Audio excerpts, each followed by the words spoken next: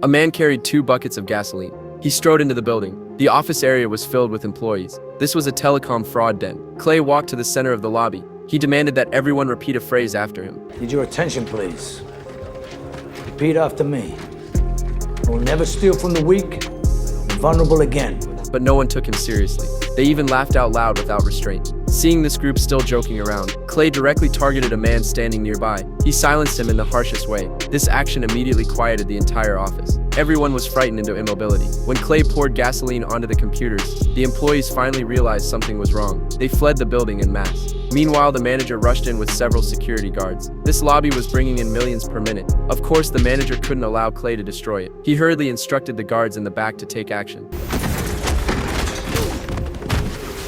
Clay quickly dealt with all the guards. The manager stood beside them, trembling. To everyone's surprise, Clay did not punish the manager. Instead, he took out 2 bombs and stuck them to the gasoline barrels. He connected the lobby's phone line to the bombs. As soon as another victim called in, the whole building would be reduced to ashes in an instant. He wanted the manager to watch everything be destroyed with his own eyes. After finishing, Clay turned and left. Seeing this, the manager also hurriedly fled the scene. At that moment, an elderly man who had been scammed called.